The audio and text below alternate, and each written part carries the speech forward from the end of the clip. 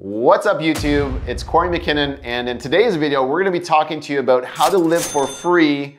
That's right, absolutely free in 2022. Let's jump right in.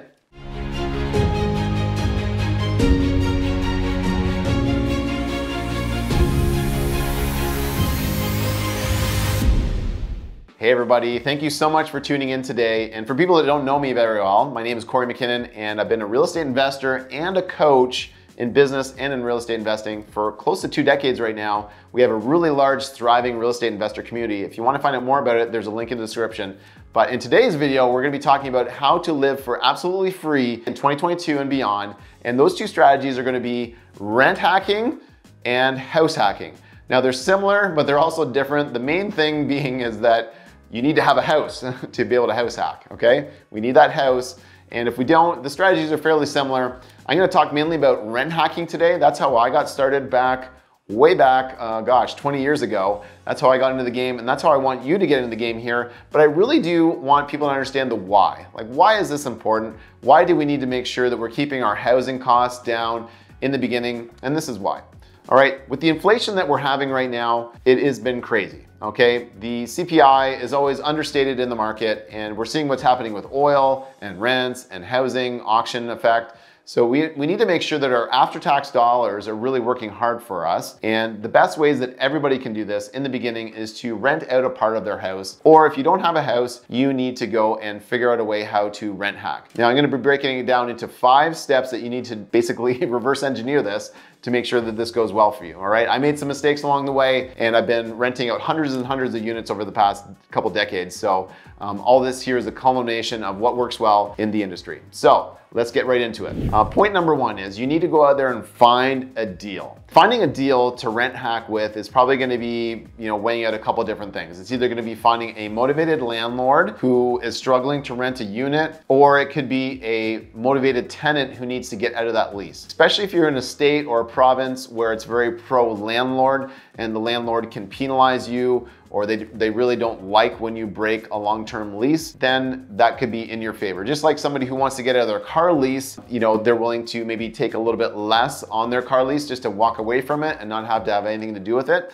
I believe it's the same thing when it comes to a lease. You might be able to find a 4-bedroom, property that maybe they're paying, let's call it $2,400 a month, but they're willing to give it to you for the remaining months for $2,000 a month, so you can go make a spread on the difference. Or you could even stack on top of that, you could renegotiate with the landlord when it comes time to end that lease. All right, but you need to find a deal. If you don't have a deal, if there's no motivation there, you could create this from scratch, and there's still ways you could do it, but then it's probably gonna involve putting a little bit more money into that property or that apartment, which, it's not your house, so any money you put in, you wanna make sure you'll be able to get out fairly easily. All right, the next point is that you need to strike a deal with that landlord or that tenant. Probably the best type of a property for you to be looking at are gonna be things with lots of different bedrooms, okay? So if you go and find a place that has 4 or 5 or 6 bedrooms, you can kind of live like a student in that property. And you have to be okay with having roommates, all right? And the best part is you can actually choose the people that you live with. If you're a good judge of character, that goes a long, long way.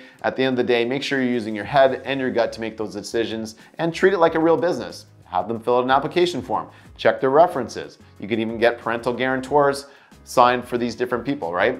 And if you're renting to people that are sort of in that, 21 to 30 year age range, there are a lot of responsible people out there in the world. Maybe it's PhD students, maybe it's recent grads, maybe it's people that are just come to town for a job and they don't want to go sign a long lease with somebody else. And if you're known as the person that has a cool property to rent, and that's definitely very important when it comes to striking a deal.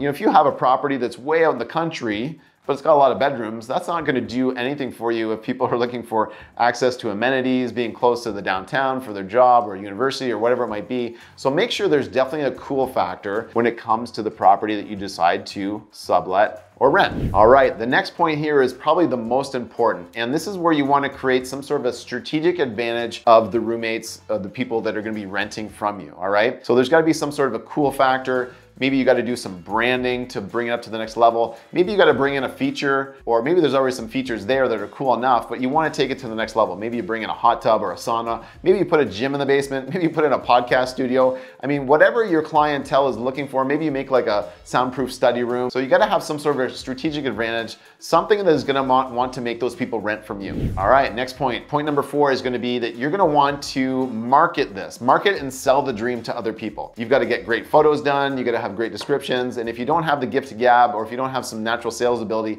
it's definitely worth spending some time on that and improving those skills. Because in every situation, someone's either being sold or they're selling, all right? And you wanna be the person that is selling the dream to somebody else, and usually the most confident person, the person who's most certain about the outcome and the cool factor is gonna have more influence and persuasion to sell that dream. And especially if your buyer pool, like your network is already full of people that are a little bit more higher net worth, or money is not necessarily the most important thing, they're not gonna be haggling over $100 or $200 a room if you've done the cool factor for them.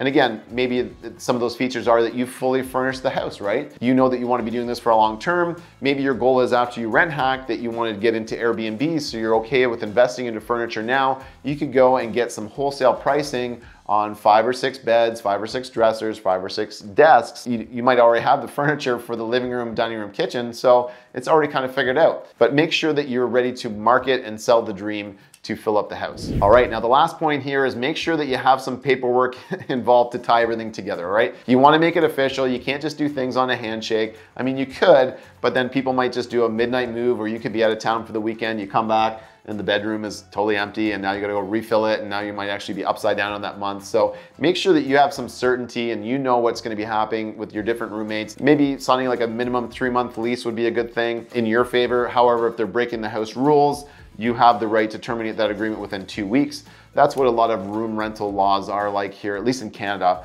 where I invest here. And you're actually best to never stop marketing, never stop selling, because you want to have a waiting list for the people that are coming to rent from you. Now, I've got a friend of mine, he lives out in Whistler, and he was doing this out there, right? So he would go and pick up a place, and it would be like 6 bedrooms. He'd literally put, because it was at the base of the ski hill, he'd literally put bunk beds in there. If couples wanted to rent, he would, you know, they wanted to share a bed, he'd be like, well, that's nice, you're sharing 1 bed, but you know, the price is still a little bit more for couples. And he was very flexible with what he was willing to do. And he also lived like a student for a long time, but now he's a millionaire because he did this multiple times over.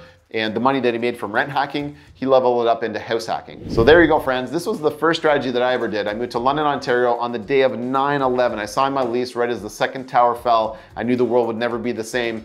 And the reason why I got a really good deal on that unit was because it was a last minute rental. There was actually a skunk that got underneath the deck and actually even underneath one of the bedrooms and sprayed, and it stunk a little bit, but you know, they had it fully cleaned, and the person who was in that unit didn't want to be there anymore. So they broke their lease, and you know, I was able to come in there and take it over. So it was obviously a motivated tenant that moved out. It was a motivated landlord. They wanted to rent it right away. They gave me a good deal on the rent.